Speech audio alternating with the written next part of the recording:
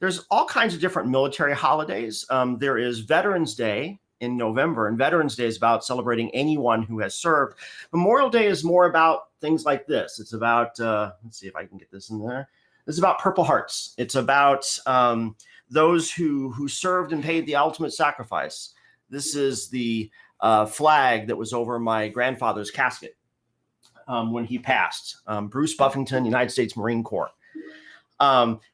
More importantly, it's about those who died on that day. And I want to tell a very quick story because we say we will never forget. If we bring up the picture, this is a picture for Mark Stratton, United States Air Force. Mark and I started at Texas A&M together in the Corps. We both were Air Force contracts from the day that we started. We were friends for all 4 years that we were together in the Corps. But by the end, I had given up my Air Force contract. He continued on. We both got married shortly after college. We both had 3 kids. The difference is I'm here talking with you today. Mark died in Iraq after an IED after 18 years of service. So not just to the veterans, but to all those family members who made the ultimate sacrifice, we will never forget. And we thank you for that. All right. For this week's segment on Memorial Day, we want to talk about data loss and downtime. Now, for years, Veeam has been known as the company that does availability. But every year, we also do this research project to actually understand what the scope of that problem is. And so just like every year in the past, we interviewed about 1,500 enterprises, 1,000 users or more, across 18 different countries around the world. Let's take a look at the downtime and data loss statistics that we found for this year. And on the first slide, what you'll see is 2 things. One, there's 2 sets of data. There's the bright green, which is the high priority data. And then there's the slightly darker green, which is the normal. Now, one thing I want you to take away from this, when we asked organizations how much data is high priority, 51%. There is no such thing as non-critical data. We actually talked about that in an earlier podcast. But I also want to point out the shape of the data. There's just not that much difference in the tolerance of downtime between normal and high priority. And in fact, if you focus in on that 1 hour block, you'll see that 45% of high priority data has a downtime tolerance of an hour or less. Nearly 30% of normal has that same hour or less of downtime. We expect, I think I used this in an earlier analogy, you turn the valve, you expect water to come out. You plug in the wire, you expect electricity to be there. You bring up your UI, you expect your data to be there. Dave, does this surprise you at all from your conversations with CXOs? Not entirely, no, because over the last 5 to 7 years, the number of applications deemed high priority or mission critical, business critical has risen dramatically by a factor of 4-fold or higher. So long gone are the days where 10% or even less of applications and data was deemed high priority. We're really seeing this conflate. So the fact that half of the data is roughly high priority, half is normal, and the fact that in terms of how much downtime you can tolerate for any data is starting to shrink seems pretty on par with recent developments. Yeah, when I used to run this survey back when we were on the analyst side of the house, I would ask folks to give percentages of tier 1, tier 2, tier 3, all the way down to tier 4, what we would call low priority data. And nobody ever said, oh, I have low priority stuff. I could have this down for a day or 2 and it would be okay. That just doesn't happen in 2020. So that's downtime. Let's look at data loss as another metric of this. So if you're an IT backup person, this is the difference between RTO, and now let's look at RPO. So on the next data chart, you'll talk about how often do we protect data. And again, you see the same basic shape of that data, but what you would normally expect over here is, yes, all the lines lead a little bit further to the left. In fact, if you scope in on that 1 hour window again, what you'll find is, nearly half. Let's see, can't get the mouse to click on this one. Nearly half of that data, there we go, 51% is high priority for how much data you can afford to lose. And then also 39% of that normal data. Here's the one I think is really interesting on this. go to an organization and say, hey, how much data can you afford to lose? And you'll see something like, well, we can't afford to lose more than an hour or 2 hours. Then go and ask the IT department, how often do you actually back up that data? And they'll say, well, we back it up every night. Well, if you're backing up every night, you're guaranteed to lose more than an hour worth of data in most scenarios, right? That's why you got to combine backups and snapshots and replication.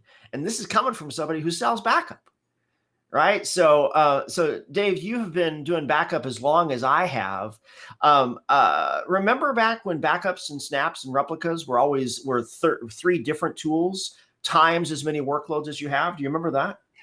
Yeah, and I think that's a good point in time statement, meaning how we instrumented that was very discrete, different kinds of technologies, typically different administrators were involved. So one of the things that, for example, Veeam can do is Veeam is backup software, but Sure. also replication software, but also able to coordinate, orchestrate, and leverage storage array snapshots. So there's a bit of conflation from a management plane perspective, while the data capture, data movement may still be, I don't want to say disaggregated, but handled by different lifters, different kinds of data transport mechanisms. But from a policy and reporting perspective, being able to leverage multiple of these different capture technologies, that's where I think we've seen greater unification. And I do think it's very telling and correct, in my opinion, if we can say that the continuously for the high priority workloads is approximately double what it would be for normal workloads. That checks out for me in terms of, yeah, your really truly most vital data is what you're really going to throw your continuous resources at, not at everything. I will say this though, and by the way, one of the things, if you want to make this really pragmatic from a why do you want to have a single control plane, if you have the storage admins in charge of snapshotting and you have the backup admins in charge of backup, and then you have the application owners that are doing replication either at an app level, a cluster level, or at a storage level, what you will find is that you are either going to be overprotected or underprotected, right? You're overprotected if both the admins are using their same tools, the same data sets. You're underprotected if each of those admins think the other guy is doing the protection, and that data doesn't get protected at all. And by the way, cost-wise, you can't afford that many disparate, isolated silos of secondary storage. It is not an economically sustainable model along that way. So that's why we recommend you need to be thinking about a single control plane. Yeah, you ought to be doing backups and snaps and replication, but do it through a common control plane, do it through a common set of repositories so that it's actually economically and operationally viable. Yep. All right, so that's the problem statement, right? So now let's talk about the other part of this is because the reason you do that is to mitigate the broad variety of outages that can occur and make sure that you're nimble for each kind of that. Dave, you want to walk us through those pain points as well? Yeah, so if we look at from an outage perspective, how long we typically experience an outage, the darker green bars are your average, the lighter green bars are the ones below, are actually the longest single occurrence. So average, what we're most typically finding is half hour or less than 15 minutes on the top, 16 to 30 minutes, the second from the top response. That's where many of us sit typically. And I'll let you take us through, the on average here in a second, Jason. But if I always like to look at both boundary conditions. And so 30 minutes or less is most often where we find ourselves on average and longest outage. But conversely, look at the bottom from only 4%, or I'm sorry, 2% for average, 2% for longest, say we have not experienced unplanned outages. Yeah, I think that means 2% of organizations have poor monitoring. Is how I read that. When they say only 2% have, when 2% of the organizations said we have not experienced any unplanned outages, in 30 years, I've never met an organization that that could actually make that claim. So I would actually argue, with no disrespect to those 2% of respondents, you probably have poor monitoring skills or poor event logging. But yeah, so on average, the typical outage is roughly just under 2 hours, 117 minutes. The longest outage reported by most of these responding organizations was a little over 4 hours along that way. And some of the data that didn't make for our stream for today is 95% of organizations claim to have at least one outage per year. And even more telling, on average, 1 out of 10 servers, physical or virtual, experience at least one outage per year. I'm going to say that last one again because I think that one's really scary. 1 out of 10 servers. So you got 100 servers, you got 1,000 servers, you got 10,000 servers. 1 out of every 10 servers has at least one unexpected outage per year. And then look at how long that outage likely is, even if it's only the 30 minutes times 10% of your farm, at least once per year. That's a huge amount of downtime. Now, one thing for folks to understand is that when you're looking at interruptions of service, it's not just because of the flood, right? It's not just because of fire, and it's not just because stuff breaks. There's a lot of reasons why servers go down. Dave, we did some data on that as well, didn't we?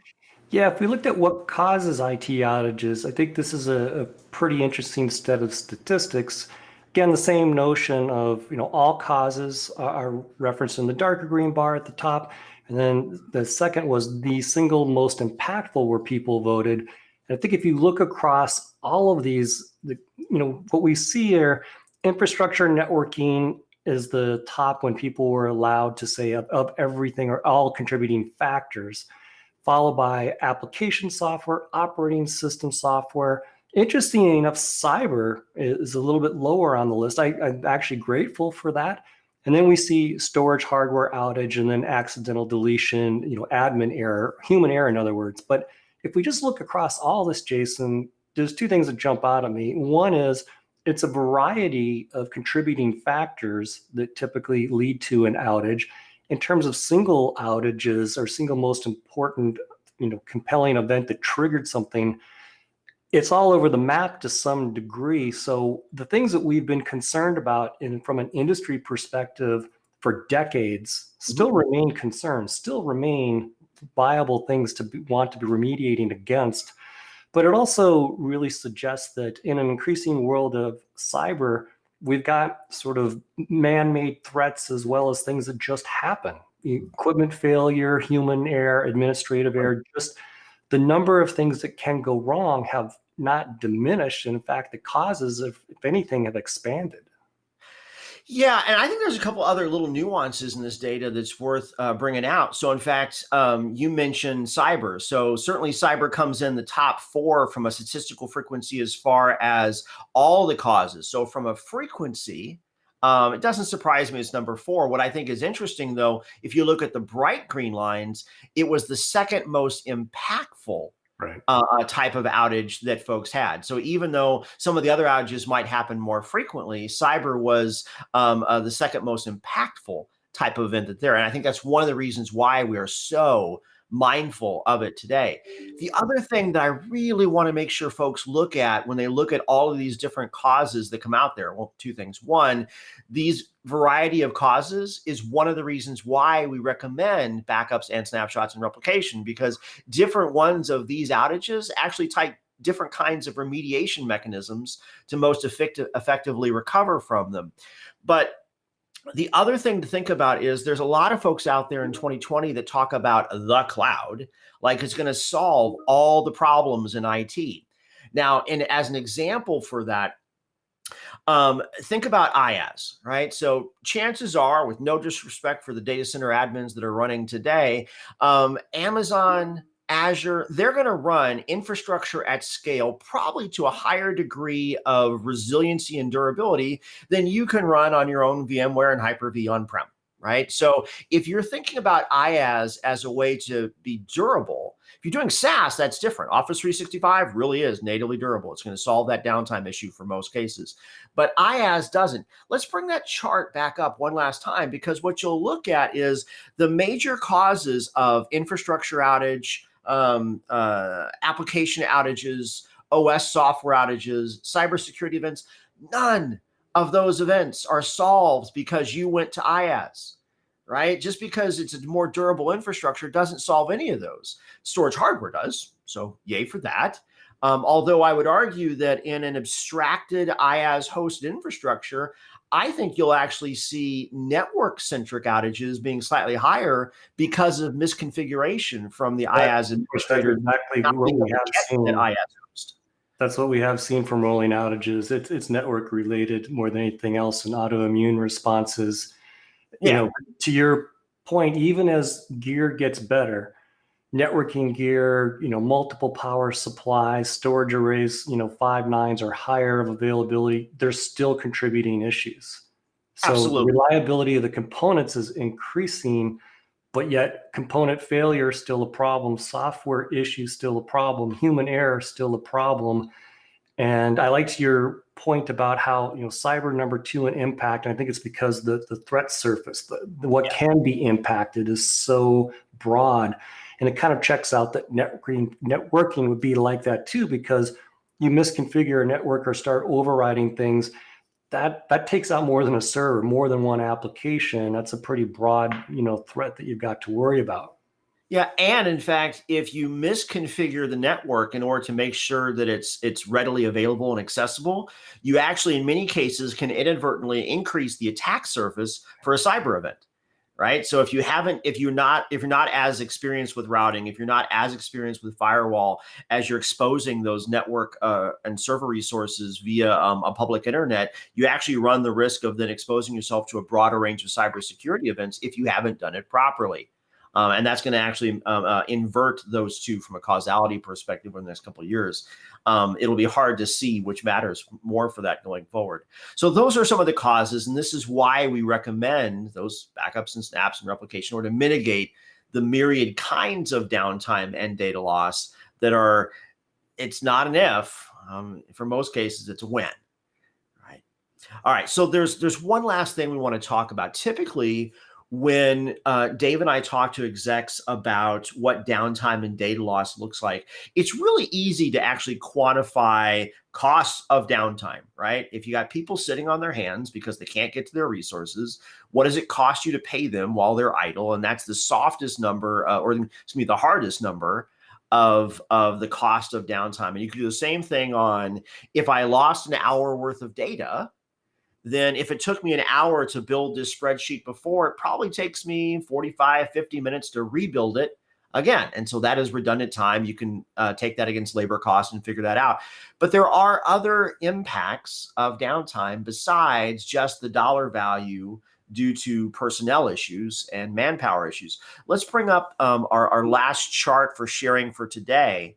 And that is the non-tangible aspects of downtime. And Dave, you and I have talked about these very early on in our series. We spent, I think, more time talking about it then. But and again, what you see is all the impacts are in the darker green. The one that was most concerning for executives in the bright green. In this case, actually, the shape is pretty consistent. But you see loss of customer confidence, right? So if I'm a customer and I can't get to vendor A's resources, I'm going to go to vendor B. Over our last several weeks of quarantine, if I couldn't get something to work on Grubhub, I went to Uber Eats or vice versa. That's just the way that we work today. So I lose customer confidence and customer affinity. Brand integrity starts to come in. If I have that problem more than once, I may not go back to vendor A, whether it's for my food or whether it's for my service supply chain. Same problem. And then we go from the outside perspectives to the inside perspectives. If I'm an employee and I'm asked to do a job and I can't do my job because IT is always down with something, it's like, hey, wasn't it just last month they were down on something else? Right? I start to lose confidence in the company. And then if I'm an executive, why would I give IT more budget for next year's project when they can't even keep the lights on for this year's projects? Right. So that's where we start to see those erosions beyond just dollars. And Dave, I know you've been spending a lot of time talking with CXOs around what they're concerned about. Does this ring true for you as well? Yeah, it really does. And I think it's because of, this sort of multi-source world that we live in now, where not only can end customers, meaning people that you ultimately sell to outside of your organization, but your partner ecosystem, secondly, and then internal customers, because we in IT, we're still Sure. oftentimes still, I want to say kind of earning our keep, right? We're finding our place in a multi-source IT world, even within our own organization or company, such that business units don't essentially vend out to go elsewhere versus in-house resources. So all of these concerns, and then that sort of ultimate concern of someone, whether it's in your business, your partner ecosystem, or end customer, says, I had a discontinuity for whatever reason, it took too long, to your example, or Mhm. there was an outage. I went and tried something else. Almost by definition, when someone goes and tries something else, they're going to stay there until they experience some kind of issue, then before they come back to you, or maybe even to a third service. So this whole impact of whether it's confidence, brand integrity, the whole thing really kind of wraps around, if people are allowed to go evaluate something else, the stickiness then of something else probably will be greater than what we've experienced in the past. And I want to harken back to a comment that Paul made, who Paul asked, it'd be interesting to see how the impact of cyber outages has changed over time. I'll give my thought, and Jason, I'll tee it over to you because I think it's directly relevant to this point here, which is, in my opinion, it's been a kind of a hockey stick increase in terms of people's awareness of the impact of cyber and then the actual impact of cyber. And I'll kind of decompose that really rapidly. The actual effect of cyber is certainly being experienced more because, unfortunately, there are more organizations getting hit for a second or more frequent time from cyber. So their impact is felt certainly far greater. From just an industry perspective, our overall awareness or concern has certainly gone up dramatically. So I would say it's essentially exponential in terms of recent trend line. Yeah, I think that latter part is especially spot on, right? So certainly our heightened awareness of it, we're looking for it more, Yeah. right? You could make the same case in the arguments for the virus that we're all dealing with right now, right? So the number of cases going up isn't necessarily because of infections; it's part of testing. I can tell you that from an IT and a research perspective, up until a couple years ago, when we were doing that, I've run that same survey slide when I was an analyst for years on what were your causes of outages. It's only been the last 5 or 6 years that cyber was one of the choices on the survey. Right up until then, the major causes were always infrastructure hardware, server hardware, and storage hardware in that order. Right. And all of a sudden now we see cyber as the number two for most impactful. We weren't asking that question 4 years ago. Right. So certainly as the attack surface has gotten harder and we start to see true causality of, where did that impact go? And as I mentioned earlier, an errant configuration in infrastructure or an errant configuration in the app or the OS actually is the cause that exposed the surface so that cyber could happen. Right. So you're seeing both a width of exposure and more frequency of attacks. And you're going to continue to see that bubble up. But yeah, the hockey stick is right. You just got to take a breath and figure out, okay, so why are all the reasons that hockey stick really is skyrocketing? And oh, by the way, it ain't plateauing anytime soon. Yeah. So as we wind up, Jason, take us through a couple things to look forward to, and I'll mention a few as well. Well, certainly one of the things that Dave and I are most looking forward to is VMon, right? So June 17th, 18th, a little bit of 16th for those of us doing the pre-event. So we've got 2 days where we're taking all the data that you've been seeing on this stream for the last several weeks, for the next few weeks, some other data that you haven't seen. Dave has a whole session on the state of the market. Dave and I are going to be unpacking more of this. And then Dave and I are going to go kind of off script and do live Q&A style, I think 4 times, depending on the audience, with all this data, really trying to make it practical and actionable. So all kinds of ways to engage, not only with us, but certainly all of our strategy and product management colleagues from Veeam in June. That's one of the things we're most excited about. What else is on the horizon, Dave? Yeah, and coming up later this week, this Thursday, in fact, at 2 p.m. United States Eastern Time, there's going to be a joint webinar between IDC, HPE and Veeam looking at the economics of an HPE Veeam solution. People say better together, but IDC has actually quantified the Okay. economic savings of those two partners, HPE and Veeam.